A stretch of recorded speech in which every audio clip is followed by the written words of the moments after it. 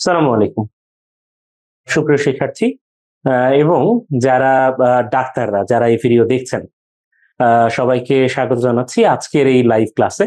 আজকের এই ক্লাসটা মূলত মানচিত্র রিলেটেড ক্লাস। আমরা মূলত আ মানচিত্রর একটা গুরুত্বপূর্ণ বিষয় পড়বো আজকে। এবং আজকে আমরা যে বিষয়টা পড়বো সেটা মোটামুটি পেছনে দেখতে পাচ্ছি এখানে লেখা আছে খাল ও প্রণালীর পার্থক্য।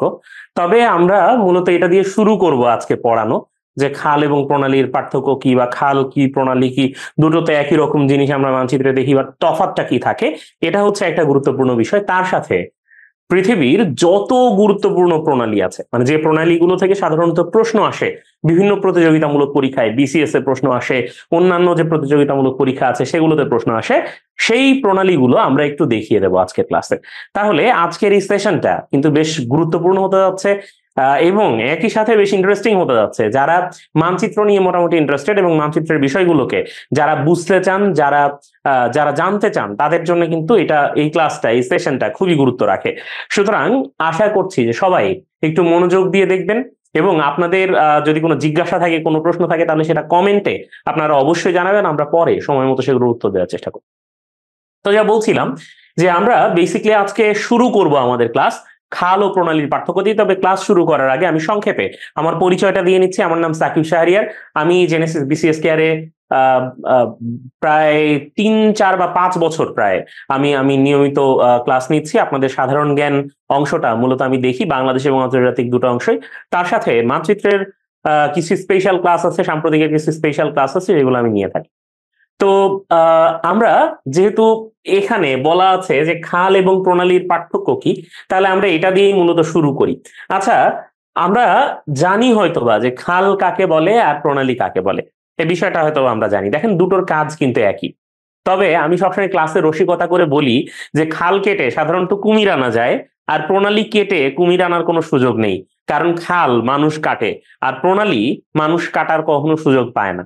তাহলে যে বাগধারা বা যে প্রবাদটা আছে না, আপনারা প্রবাদ প্রবচনে পড়েন যে খাল কেটে কুমির আনা, বা অনেক সময় বলে, আমাদের মা চাচিরা বলতেন আগে, হ্যাঁ, যে আমরা খাল কেটে কুমির আনছি। বউ শাশুড়ির ঝগড়াতে আমরা অনেক সময় শুনতাম শাশুড়ি বলেন, হ্যাঁ, মানে তিনি ছেলের বিয়ে দিয়ে বউ এনে তারপরে ওই যে মানে খাল কেটে তিনি কুমির নিয়ে আসতেন, এরকম মানে আমরা শুনেছি, দেখেছি। হ্যাঁ, আমাদের আবহমান বাঙালি সংস্কৃতিতে এই বিষয়গুলো আছে। তো খাল কেটে, তার মানে খাল কেটে কুমির আনার ব্যাপারটা আছে, তার মানে খাল কোনো মানুষ কাটে। আর দেখেন, এই প্রণালী কোনো মানুষ কাটার সুযোগ পায় না। কেন? কারণ প্রণালী আল্লাহ, মানে প্রণালী সৃষ্টিকর্তা কেটে দিয়েছেন ভাই। কাজে এটা নতুন করে আর কোনো মানুষের কাটার কোনো সুযোগ নেই।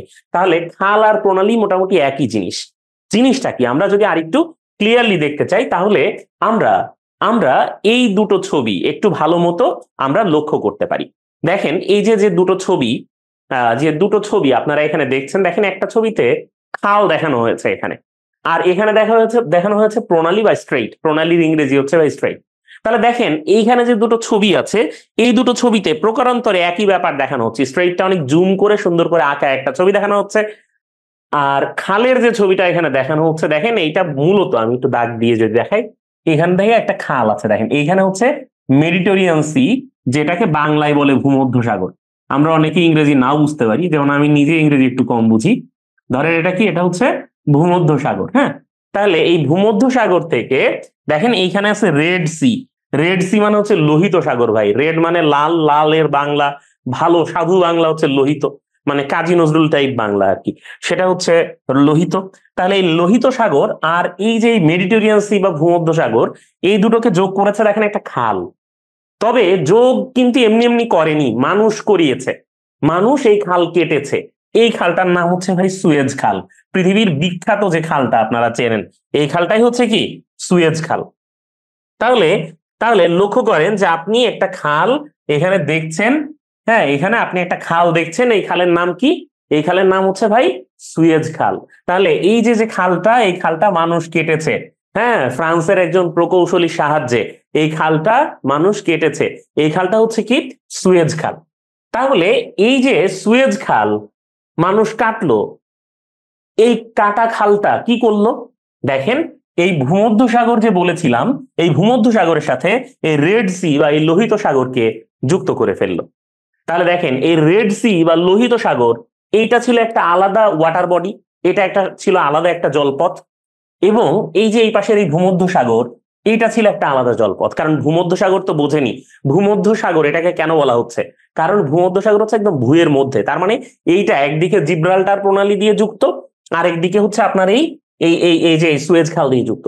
কিন্তু যদি এই মেডিটেরিয়ান থেকে আপনি জিব্রাল্টার হয়ে তারপরে আসতে চান এই জায়গায়, তাহলে আপনাকে একটা দীর্ঘ পথ পাড়ি দিতে হয়, অনেক বড় একটা পথ আপনাকে পাড়ি দিতে হয়। মানে অনেক বড় বলতে আমি বুঝাচ্ছি প্রায় 15-20 হাজার কিলোমিটারের কথা। তার মানে এটা একটা বিশাল বিশাল একটা মানে আপনার পথ, যেটা পাড়ি দিয়ে আপনার এই দিকের এই দেশগুলোর সাথে বাণিজ্য করতে হয়। যদি মিশরের থেকে বা ধরেন মেডিটেরিয়ানের এই পাশের কোনো দেশ থেকে আপনি আসবেন, তাহলে আপনাকে এইরকম পথ ঘুরে আসতে হতো। বাট ফার্ডিনান্ড ডি লেসেপস নামে একজন প্রকৌশলী, তিনি চিন্তা করলেন যদি এখানে খাল কেটে ফেলা যায়, তাহলে খুব সহজে এই পাশ থেকে এই পাশে পণ্য আনা নেওয়া করা যাবে জাহাজ ভর্তি করে। দেখেন এরপরে ফার্ডিনান্ড ডি লেসেপস তিনি একটা সুন্দর নকশা করে খাল কাটার কাজটা শুরু করে দিলেন, এবং আমরা এই সুয়েজ খালটা পেলাম। তাহলে দেখেন সুয়েজ খালটা কি করলো, সুয়েজ খালটা ভূমধ্যসাগর আর রেড সি বা লোহিত সাগরকে যুক্ত করলো, মানুষের চলাচলকে সহজ করে দিল। তাহলে যখনই মানুষ এরকম খাল কেটেছে, লাইক এই যে দেখেন, এই যে আপনার হচ্ছে এই সুয়েজ খাল, পানামা খাল, কিয়েল খাল, গ্র্যান্ড খাল চীনের, হ্যাঁ, এই খালগুলো যখনই মানুষ কেটেছে, কেন কেটেছে, যেন মানুষের যাতায়াতটা সহজ হয়। হ্যাঁ, যেন মানুষের যাতায়াতটা সহজ হয়। এবং খাল কাটার মাধ্যমে মানুষ কি করে দেখেন, বেসিকলি দুটো বড় জলরাশিকে যুক্ত করে, যে দুটো জলরাশি একটা আরেকটার সাথে যুক্ত ছিল না। তাহলে এই দুটো বড় জলরাশিকে এই দুটো বড় জলরাশিকে, যে ভূমধ্যসাগর আর এইখানে এই যে রেড সি, এই লোহিত সাগর, এই দুটো জলরাশিকে যুক্ত করলো কে, যুক্ত করলো হচ্ছে আপনার এই সুয়েজ খাল। এই বারাসিক প্রণালীতে দেখেন সেম কাজ। এইখানে দেখেন, এইখানে ছিল হচ্ছে একটা স্থলভাগ, আমি যদি একটু আবার লিখি সুন্দর করে, হ্যাঁ, এইখানে ধরেন একটা দেশ আছে, যে কোনো দেশ, এইখানেও ধরেন একটা দেশ বা মহাদেশ আছে, আর এইখানে এই পাশটাতে এই যে এই জায়গাটাতে ধরেন আছে কি একটা মহাসাগর, কি আছে একটা মহাসাগর বা ধরেন সাগর কিছু একটা আছে, এইখানেও আছে ধরেন একটা সাগর বা মহাসাগর, মানে মোট কথা জলভাগ আর কি, ঠিক আছে, সাগর বা মহাসাগর এই পাশেও আছে। তাহলে এই সাগর মহাসাগর মানেই তো জলভাগ, ওয়াটার বডি। আর এই যে এই উপরে দেশ নিচে দেশ মানেই তো স্থলভাগ, মানে স্থল। তাহলে দেখেন এই যে মাঝে যে স্ট্রেইটটা আছে বা এই যে প্রণালীটা আছে, এই প্রণালীটা বেসিক্যালি কি করতেছে ভাই, এই প্রণালীটা মূলত যে কাজ করতেছে সেটা হচ্ছে যে এই দুইটা জলরাশিকে যুক্ত করছে আর এই দুইটা স্থলভাগকে পৃথক করছে। ভাই খালও তো এটাই করেছিল, তাহলে প্রণালী নতুন কি করলো যেটা খাল করতে পারে নাই? নতুন কিছুই প্রণালী করেনি। খাল যা করেছে প্রণালীও সেম জিনিস করে বা করেছে। কিন্তু কেন খাল আর প্রণালীটা আলাদা হচ্ছে ভাই? কারণ হচ্ছে দেখেন, কারণ হচ্ছে যে যখন আপনার এই যে এই জলরাশি আর এই জলরাশি যুক্ত হলো, আর যখন এই স্থলভাগ আর এই স্থলভাগ পৃথক হলো, সেটা খালেও হলো প্রণালীতেও হলো, কিন্তু খাল মানুষ কাটলো আর প্রণালী মানুষ কাটেনি। প্রণালী প্রকৃতির সৃষ্ট, হ্যাঁ, বা মানে সৃষ্টিকর্তা এটা সৃষ্টি করে দিয়েছেন মানুষের জন্য। তাহলে যখন এইরকম ঘটনাটা ন্যাচারালি ঘটে তখন সেটাকে প্রণালী বলে, আর যখন মানুষ কাটে তখন সেটা খাল হয়। এছাড়া ভাই প্রণালী আর খালের মধ্যে আর কোনো ডিফারেন্স নেই, সিম্পলি নেই মানে নেই, কোনো তফাৎ নেই।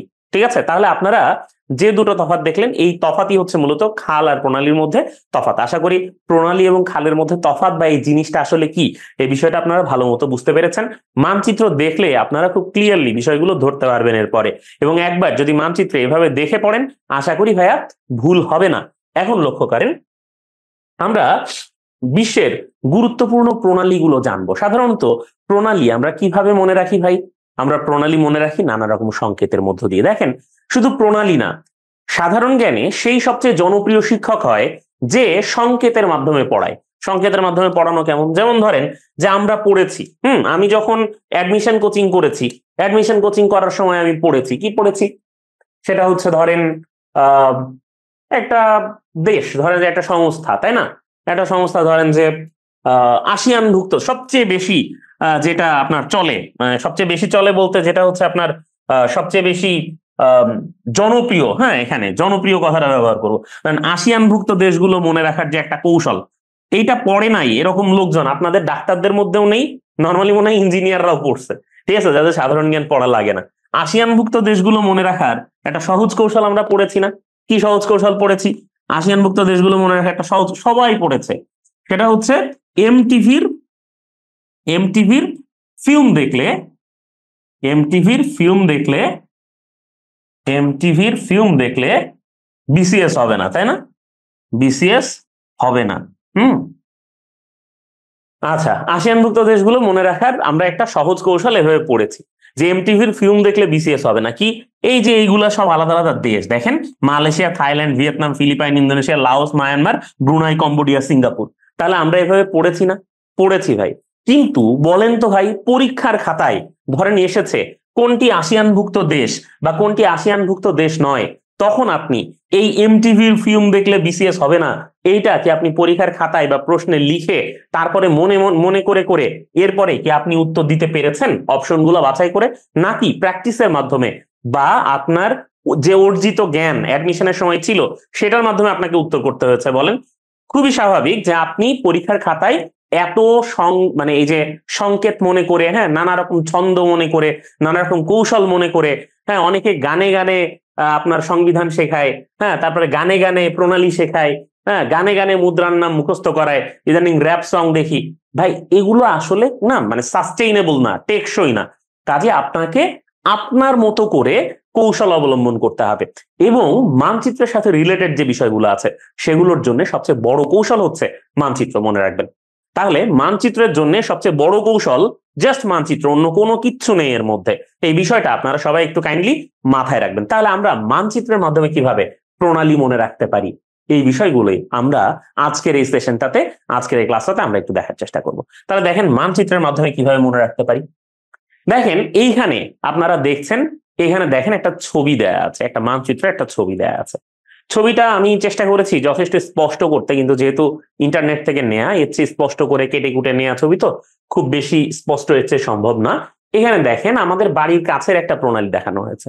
এইখানে আপনি এই যে এখানে আপনি যে অংশটা দেখছেন, হ্যাঁ, এই যে যে অংশটা দেখছেন, এই অংশ হচ্ছে কি?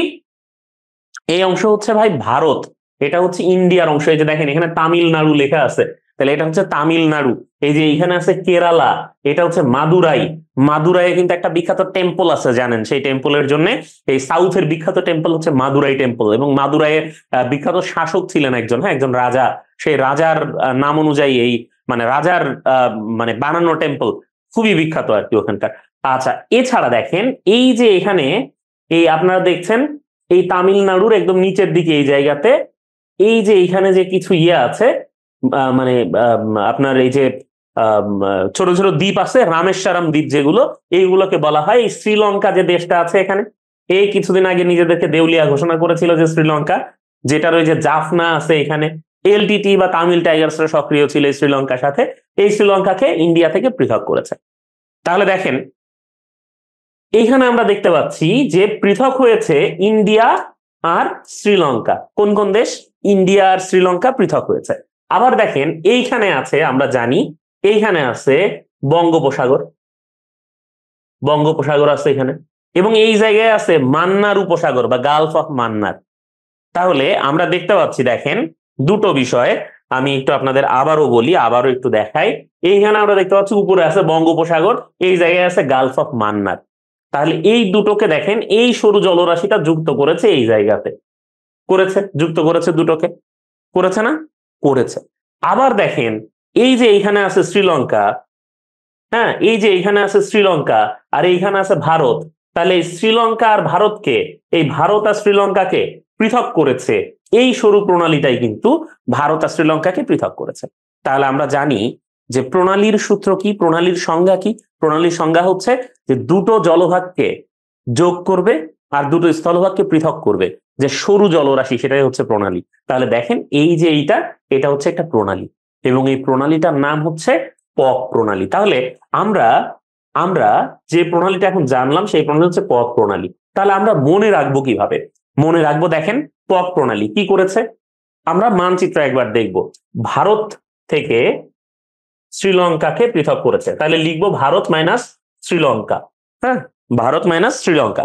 এবং তার সাথে দেখেন কি করলো, এই যে এখানে আমরা দেখলাম বঙ্গোপসাগর, তাইলে বঙ্গোপসাগর, বঙ্গোপসাগর প্লাস এই যে আমরা এখানে কি দেখলাম, মান্নার সাগর। হ্যাঁ, মান্নার সাগর বা মান্নার উপসাগর। হ্যাঁ, তাহলে দেখেন পথ প্রণালী কি করলো, ভারত থেকে শ্রীলঙ্কাকে পৃথক করলো এবং একই সাথে বঙ্গোপসাগরের সাথে মান্নার সাগরকে যুক্ত করলো। তাহলে প্রত্যেকটা প্রণালীতে এই দুটো কাজই করে। মানচিত্র দেখে যদি আপনি 2-3 বার এই বিষয়টা চর্চা করেন, আপনি ভাই কোনোভাবেই ভুলবেন না। মানে একেবারেই যদি আপনার মাথায় কোনো রকম ব্রেইন না থাকে, যদি কোনোভাবে আপনার মাথার উপর একটা বটের মানে ফল পড়ে আর তা থেকে যদি চারা গজায় বট গাছ হয়ে যায়, সেটা একটা ডিফারেন্ট কথা। মানে আপনার মাথা যদি এতই উর্বর হয়, গোবরওয়ালা হয়, সেটা ডিফারেন্ট। বাট এছাড়া আপনি যদি মানচিত্রে এই বিষয়টা দেখেন, আপনি ভাই কোনোভাবেই ভুলবেন না, সম্ভব না ভোলা। হ্যাঁ, একদম ইম্পসিবল। আপনি দেখেন একবার, জাস্ট 2বার এভাবে নিজে চর্চা করে দেখেন মানচিত্র দেখে, এরপরে দেখেন এই প্রণালীটা হচ্ছে ভাই বেরিং প্রণালী। বেরিং প্রণালীটা হচ্ছে একটা মহাদেশীয় প্রণালী। তাহলে আমরা মানে একটা নতুন ধরনের প্রণালীর ধরন আমরা পড়বো। প্রণালীর ধরন হচ্ছে মহাদেশীয়। মহাদেশীয় কোনটাকে বলছে ভাই, যে প্রণালীগুলো দুটো মহাদেশকে মানে স্থলভাগকে পৃথক করলেই তো প্রণালী হবে। তাহলে স্থলভাগ দুটো যদি মহাদেশ হয়, স্থলভাগ দুটো যদি মহাদেশ হয়, তাহলে সেই প্রণালীকে বলা হয় মহাদেশীয় প্রণালী। মানে যে প্রণালী দুটো মহাদেশকে পৃথক করছে সেটা হচ্ছে মহাদেশীয় প্রণালী। তাহলে এই যে বেরিং প্রণালী, এই বেরিং প্রণালীটা মূলত একটা মহাদেশীয় প্রণালী। কেন? কারণ দেখেন এই পাশে আছে হচ্ছে এই যে চুকচি পেনিনসুলা বা চুকচি যে অংশটা, এই চুকচি পেনিনসুলার উপরের অংশের নাম হচ্ছে চুকচি সাগর। তাহলে এই জায়গার নাম হচ্ছে কি চুকচি সাগর। আর দেখেন এর নিচে নিচে এই জায়গায় আছে হচ্ছে বেরিং সাগর। হ্যাঁ, বেরিং সাগর। তাহলে এই বেরিং সাগর দেখেন প্রণালী শর্ত পূরণ করে কিনা আমরা একটু দেখে নিই। এই বেরিং সাগর আর চুকচি সাগরকে যোগ করেছে। আর এই যে চুকচি পেনিনসুলা, এটা হচ্ছে রাশিয়ার মধ্যে। কিসের মধ্যে এটা? এটা হচ্ছে ভাই রাশিয়ার মধ্যে। তাহলে আমরা এখানে একটু লিখি, এটা হচ্ছে রাশিয়ার মধ্যে। আর এই যে এই পাশে আমরা যে অংশটা দেখছি, এই অংশটার নাম কি? এই অংশটা আমি আপনাদেরকে একটু ক্লু দিই। এই অংশটা হচ্ছে আপনার আলাস্কা। এটা কিন্তু রাশিয়ার পার্ট ছিল, কিন্তু মার্কিন যুক্তরাষ্ট্র এটা কিনে নিয়েছে। তাহলে এই আলাস্কা আর রাশিয়া, তার মানে রাশিয়া থেকে আমেরিকা, তাই না?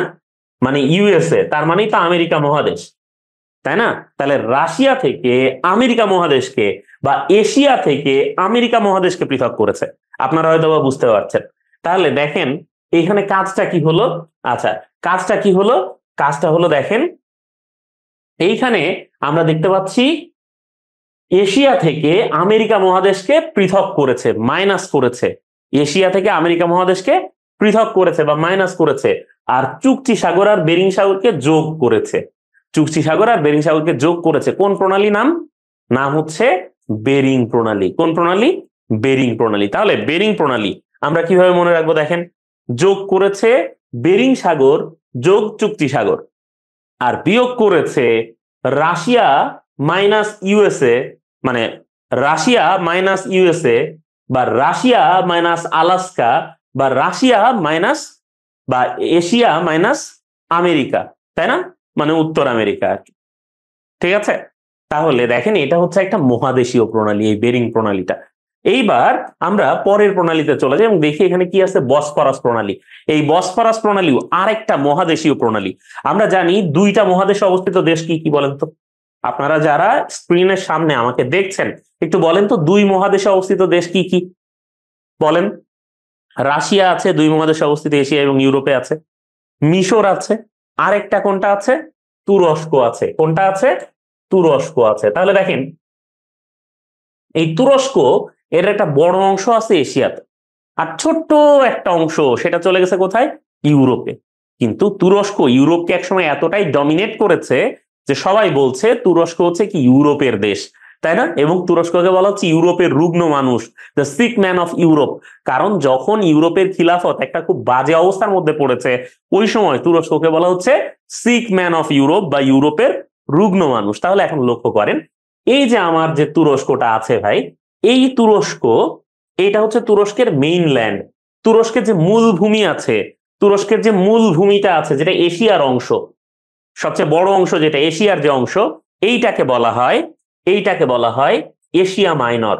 তাহলে তুরস্কের যে বড় অংশটা আছে সেটাকে আমরা বলছি এশিয়া মাইনর, এবং তুরস্কের ছোট্ট একটা অংশ যেটা ইউরোপে পড়েছে, এবং সেই জায়গা সেটা মূলত যে থ্রেস নামে পরিচিত ছিল, এবং সেই জায়গাটা মূলত কনস্ট্যান্টিনোপল, প্রাক্তন কনস্ট্যান্টিনোপল, যেটা মানে ওই যে ফাতিহ, হ্যাঁ, মেহমেদ, তিনি জয় করেছেন। তাহলে এই যে তুরস্কর মানে ইউরোপ অংশ এবং তুরস্কের এশিয়া অংশ, মানে এশিয়া মাইনাস ইউরোপ, এই ঘটনাটা ঘটিয়েছে। দেখেন এখানে আছে ব্ল্যাক সি বা কৃষ্ণ সাগর।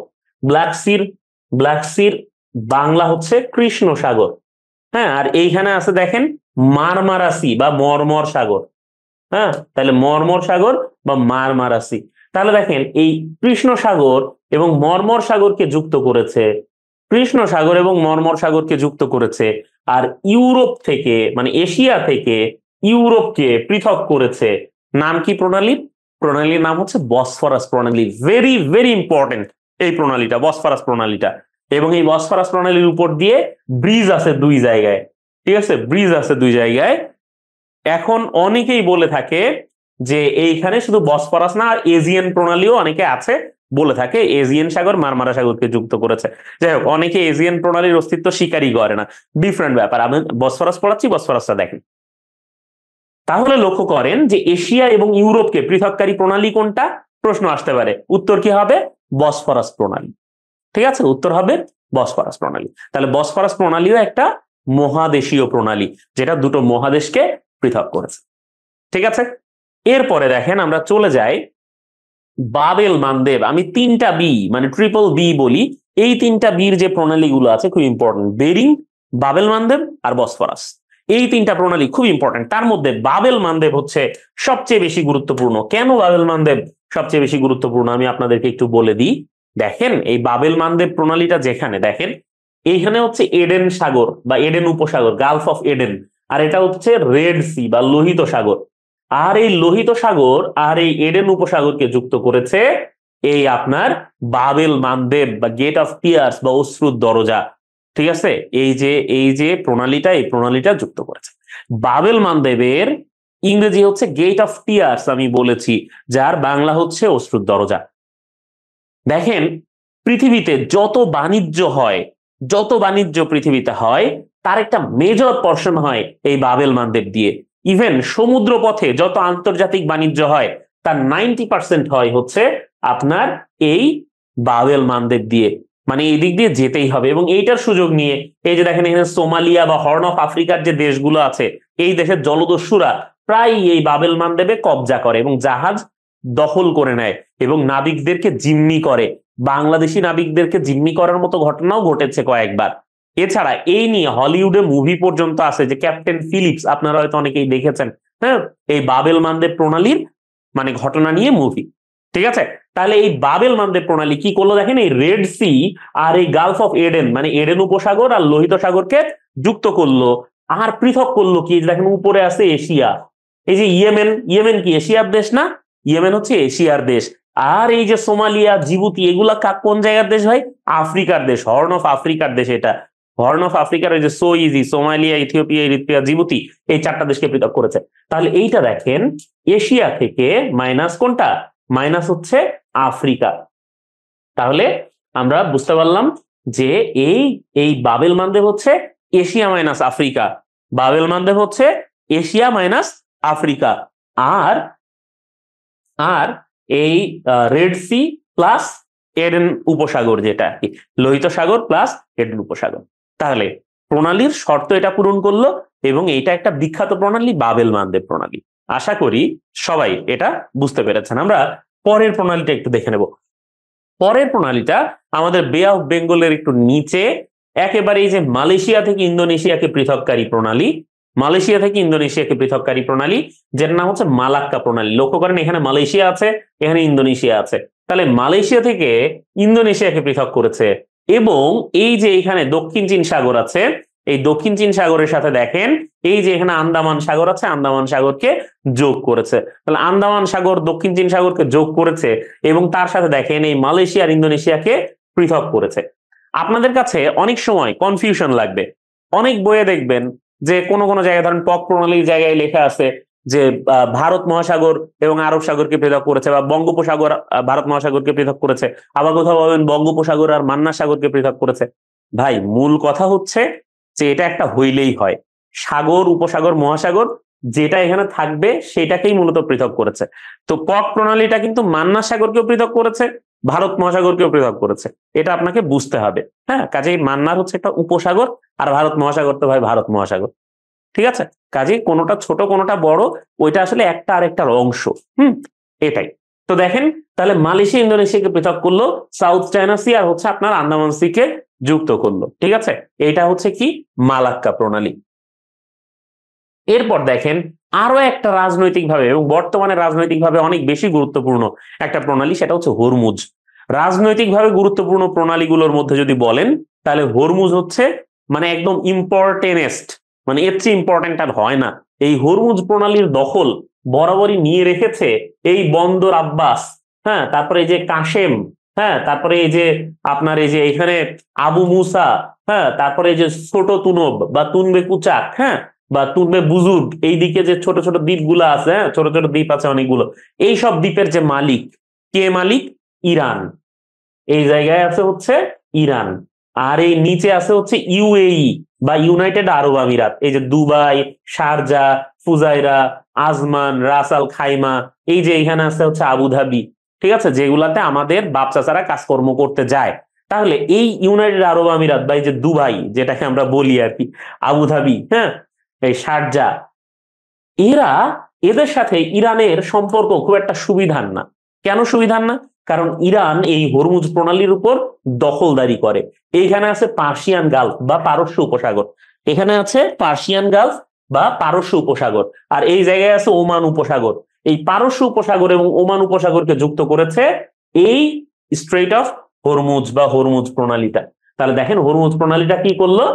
হরমুজ প্রণালীটা হচ্ছে এই গালফ অফ ওমান বা ওমান উপসাগর এবং এখানে এই পার্সিয়ান গালফ বা পারস্য উপসাগর, পার্সিয়ান গালফ বা পারস্য উপসাগর, এই দুটোকে দেখেন যুক্ত করলো এবং ইরান থেকে ইউনাইটেড আরব আমিরাত বা সংযুক্ত আরব আমিরাতকে পৃথক করলো। ঠিক আছে, তাহলে এইটা হচ্ছে হরমুজ প্রণালী। পৃথিবীতে যত তেল আনা নেয়া করা হয় তার 60% তেল এই হরমুজ প্রণালী দিয়ে আনা নেয়া করা হয়, যদি শুধু তেলের বাণিজ্যের কথা বলা হয়। এই কারণে হরমুজ প্রণালী বন্ধ হয়ে গেলেই পশ্চিমাদের মাথা নষ্ট হয়ে যায় আর কি। এই কারণে হরমুজ প্রণালী খুব ইম্পর্টেন্ট। আচ্ছা, বলে রাখা ভালো 60% আগে, এখন মোটামুটি 40%-এর মতো, মানে অনেকটা এই দিকে নির্ভরতা পশ্চিমারা কমানোর চেষ্টা করছে আর কি। ঠিক আছে, তাহলে আমরা হরমুজ প্রণালীটা বুঝতে পেরেছি। ওমান উপসাগর এবং পার্সিয়ান বা পারস্য উপসাগরকে যোগ করলো, আর হচ্ছে ইউএই বা ইউনাইটেড আরব আমিরাত আর ইরানকে পৃথক করলো। এই হচ্ছে হরমুজ প্রণালী। এইবার পরের প্রণালীটা দেখি, জিব্রাল্টার প্রণালী।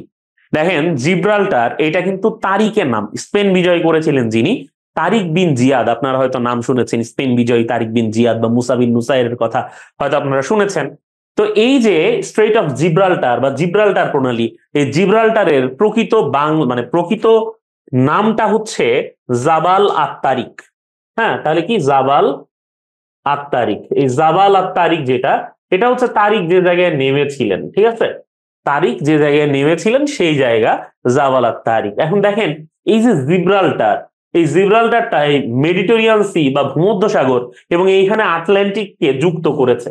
তাহলে ভূমধ্যসাগর আর আটলান্টিককে যুক্ত করলো কে? জিব্রাল্টার। আর এই উপরে আছে স্পেন। স্পেন মানে কি? স্পেন মানেই হচ্ছে ইউরোপ। স্পেন মানে কি? স্পেন মানেই হচ্ছে ইউরোপ। আর এখানে আছে মরক্কো। মরক্কো মানেই কি? মরক্কো মানেই হচ্ছে অ্যাটলাসের সিংহ, তার মানে হচ্ছে আফ্রিকা।